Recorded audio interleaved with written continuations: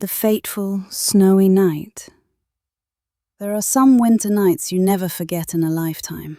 For me, it was a bitterly cold night when the wind howled through the cracks of the windows and snow fell so thick it felt as if the entire world had been swallowed by white.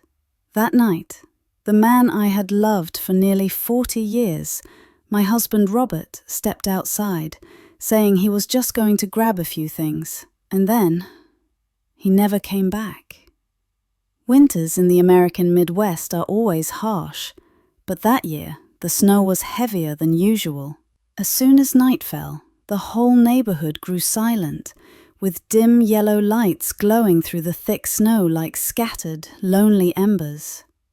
I still remember standing in the kitchen, stirring a pot of potato soup and beef stew, Robert's favorite on cold nights. The fragrance filled the house, and for a moment I thought, as long as we have each other, winter can't touch us. Robert was sitting by the window, a desk lamp casting light on the newspaper he was reading. His hair was nearly half grey, his glasses slipping down his nose, but his eyes still sparkled. The same eyes that once made me believe that life was safe, as long as he was beside me. If you've ever lived through a winter filled with memories, leave me a comment. I'd love to hear your story, so together we can warm each other's hearts during these cold days. I remember teasing him that night. You read the news so much, you'll have everything memorized by tomorrow. Robert looked up and smiled, but in that smile, there was something distant, as if he was carrying a secret he couldn't share. Around 9 o'clock, with the snow piling up outside, Robert stood. He slipped on only a thin sweater, walked slowly to the door and said, "Evelyn, I'll be right back. I just need to grab a few things." I frowned. "Now? In this cold? What if you slip?" He just shook his head gently. "I'll be back soon. Don't worry." Those words, "I'll be back soon," were the last I ever heard from him. The door closed softly, but in my chest it sounded like thunder. At that moment, I didn't know that sound would become the most painful scar etched into my memory. I stayed. Midnight, I knew I would not sleep. I sat by the fireplace, staring at family photos on the wall. In them, Robert was smiling beside me and our children. But now I sat alone, listening to the wind whistle through the cracks, feeling as if the darkness itself was murmuring things I dared not imagine. The next morning, the pale, blinding light of snow met me at the door. And then I froze. Robert's snow boots were still on the rack. But if he had gone out into the bitter cold, why were they still there? His heavy winter coat, the one he never forgot, was still neatly hanging in the closet. Fear rose inside me like crashing waves. With trembling hands, I dialed the police. My voice cracked. "My husband went out last night and hasn't come back. I'm afraid something's wrong." The police searched the house, then suggested maybe he had gone for a walk and gotten lost in the snow. But I knew better. Robert was never careless. He was the man who always checked every window, every lock, even the furnace, before bed. Why would he step out into the freezing night without boots, without a coat? That question haunted me day after day. I sat by the window, watching, waiting, hoping to see his familiar figure emerge from the white. But the snow kept falling, and Robert never came home. If this story has touched your heart, I'd be grateful if you followed New Golden Day. That way, we can continue to walk together and share meaningful stories about life. The first traces. 3 days after Robert vanished, the police still had no answers. They searched every road in town, combed through the nearby woods, even brought in dogs to follow his trail, but all of it led nowhere. I sank into helplessness. Every morning I opened the door, staring at the endless white, praying for footprints to appear, but the snow was untouched, cold and empty. Then one afternoon, the phone rang. The officer's voice was steady, yet hesitant. "We found your husband's car. It's parked off the road near the North Bridge. You should come." My heart clenched. I threw on a coat and rushed out into the biting cold. And there it was, Robert's car, sitting silent in the snow like a ghost. The doors were unlocked, the keys still in the ignition. On the passenger truth, one deeper, one darker. That night, I sat alone in the empty house, the notebook by my side. The fire had burned down to embers. I whispered his name into the silence. Robert, where are you? Why didn't you come back to me? But only the winter wind answered. Memories of happiness. After Robert's car and that strange notebook were found, I drifted through days in a daze, caught between waking and dreaming. Every time I closed my eyes, I saw him again, slipping on a sweater, smiling faintly, saying, "I'll be right back." But when I opened my eyes, the house was empty. In those endless nights, I clung to old memories, as if they were the only fragile rope keeping me from breaking. I remember the first time I met Robert. It was at a Christmas party at a mutual friend's house. I was standing in the kitchen with a cup of hot cocoa, and Robert was fumbling with a spilled cup of coffee, apologizing over and over, his face flushed. Then he smiled sheepishly. I laughed out loud, and he looked at me with a mix of embarrassment and gratitude. That moment, we began talking. Robert was never the romantic type. He didn't bring roses on anniversaries or recite sweet words, but he was the man who always filled my gas tank before I left for work, the man who shoveled snow at dawn so I wouldn't slip, the man who instinctively placed his hand on my back when we crossed the street, as if protecting me was second nature. One winter, not long after we married, a blizzard knocked out the power for 3 days. The house was freezing, and all we had left to eat were a few cans of soup. I remember us huddled by a tiny fire, dipping bread into watery broth, and Robert saying with a grin, "We're just camping, Evelyn. Camping right here in the living room." I laughed, shivering, yet warmed inside, because he always found a way to turn hardship into joy. In summer, Robert loved tending tomatoes and cucumbers in the garden. Every morning he'd come in with a basketful, proud as if he'd won a prize. "Taste it," he'd say. "Doesn't our tomato always the rest?" Another neighbor, while shoveling snow, spoke offhandedly. Maybe he was under some kind of pressure and just wanted to walk away to clear his head. I froze where I stood, my gloved hands clenched, my heart pounding. Robert? The man who was always so careful, so devoted to his family, just walking away. No, I couldn't believe it. Yet the more I heard, the more doubt crept in. At night, I sat alone in the quiet house, staring at the old photos on the wall. In the pictures, Robert's eyes were gentle and honest, but in my ears, the words of the rumors kept echoing. He left. He's with someone else. I found myself asking, was there something I never knew about my husband? Was he carrying a burden so heavy he couldn't share it with me? One that forced him to vanish? Those questions tortured me into sleepless nights.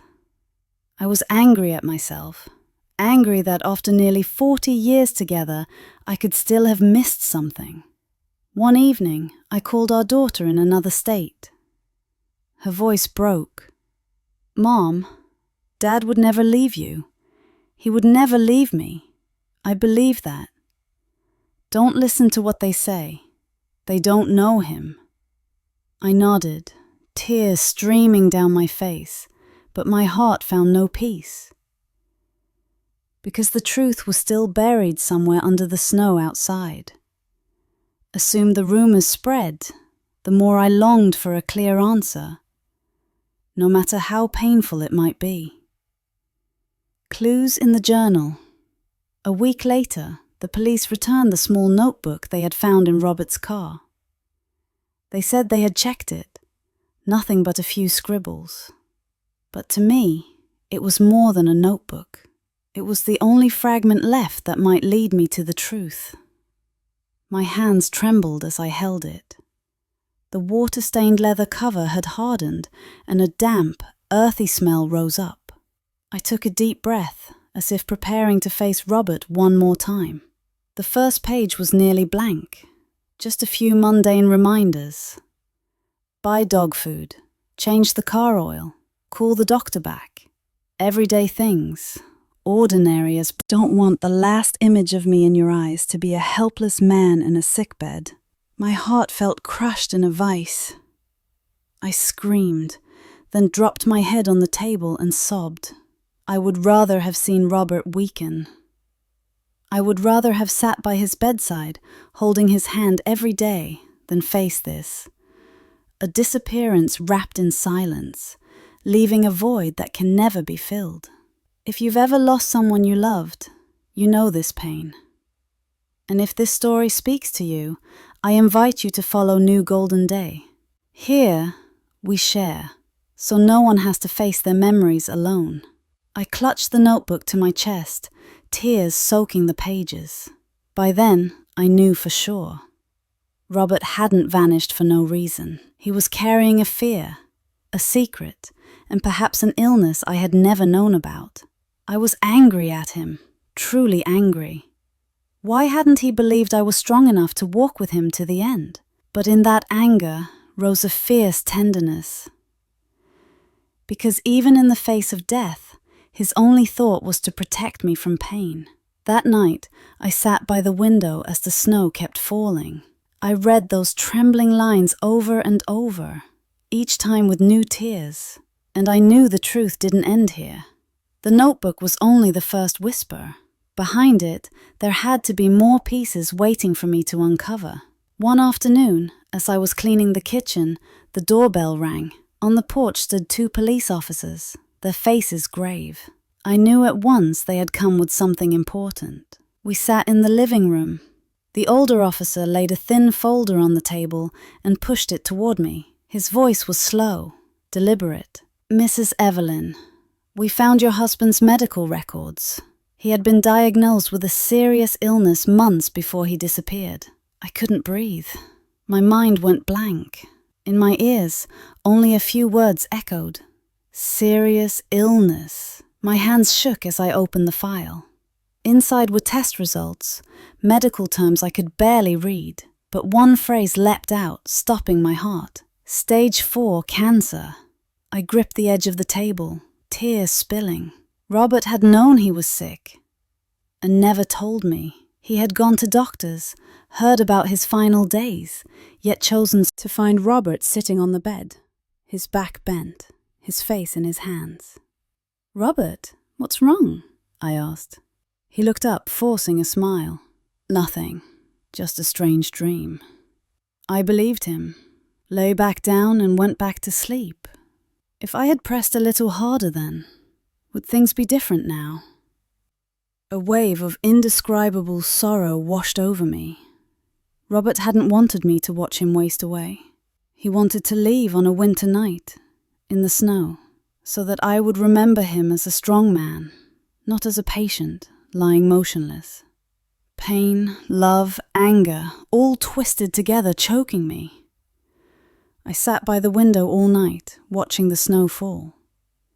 Each snowflake felt like a message from Robert, a belated farewell. My voice broke as I whispered, "You were such a fool, Robert. I would rather have walked with you through your last days than sit here, alone, with an emptiness that will never be filled." The police told me that, based on what they found in the car, they believed Robert had stopped at the North Bridge on the very night of the blizzard. The engine was still running, and the driver's seat was still warm when they discovered it, which meant he had stepped out only moments before. I imagined that scene, and my heart clenched. An aging man, his body already thin by illness, wrapped only in a thin sweater, stepping out into sub-zero cold. Around him, the wind howled in gusts. Snow blanketed the road in white. Streetlights cast a pale yellow glow, glimmering off each falling flake, turning everything into a silent painting. Robert opened his small notebook and wrote his final words. I pictured him trembling in the bitter cold, his handwriting jagged and uneven from weakened hands. Then he closed the notebook, set it on the seat, his last message to me. After that, he turned and walked away, alone into the dense curtain of snow. No one knows exactly where he went. Some said he might have walked toward the frozen river beneath the bridge. Others guessed he simply wanted to dissolve into nature, to disappear without a trace. But for me, that image will always haunt me. Robert's figure fading into the white, smaller and smaller, the moment he stepped out of the car. It was every unsaid word, every promise left unkept, and a goodbye without farewell. The storm of feelings. When I learned that Robert had chosen to leave in silence, I went through every possible emotion. First was anger. I was angry he had hidden his illness from me. Angry he had not given me the chance to hold his hand to the very end. Angry he left me alone in this cold house, adrift in an endless winter. But after the anger came a deep, aching tenderness. I began to understand that for Robert, disappearing was not about abandoning me. It was, in his mind, the only way to protect me. He didn't want the last image in my eyes to be of a man collapsed and helpless in a hospital bed. He wanted me to remember him as the strong husband who shoveled snow at dawn, who grew tomatoes in the garden, who laughed as we ate cold soup by the fire. Understanding that didn't ease the pain, but it allowed me to forgive Robert, and to forgive myself for not realizing sooner. I began creating small rituals to keep him close. I planted a pine tree in the front yard, right where Robert used to shovel snow. Each winter, when the branches turn white, I see his silhouette there, rolling up his sleeves, smiling as he says, "All done, come look." I kept one of his morning habits, opening the window and taking a deep breath of fresh air. But now, instead of turning to smile at Robert, I whisper, "Good morning, my love." On long sleepless nights, I take out his notebook and read those trembling words again and again. Each time, I cry. But I also feel as though he's sitting beside me, whispering to me one last time, "I love you, Evelyn. Don't hold anger. I know life will never return to what it was, but I also know the love we shared did not vanish with that snowy night. It still lives, in every memory, in every corner of this house, and in my heart." And then one day I realized, the only way to soften the pain is to keep living. Not just for me, but for both of us. 10 years later. It's been 10 years since that fateful snowy night. 10 winters have passed, and I still live in this little house. No, if tonight's dinner will be the last meal you share together, or if this morning's hug will be the last before an unexpected parting. If this story has touched your heart, I invite you to leave a comment. Share a memory of someone you love. Because when we share, we are no longer alone in our remembering. And if you'd like to keep walking with me, please follow New Golden Day. Together, we'll preserve life's meaningful stories. I believe Robert never truly disappeared. He still lives in me, in every memory, every habit, every dream. And each time the snow falls, I hear him whisper, "I'm still here, Evelyn. Don't hold anger. Just keep living, for both of us."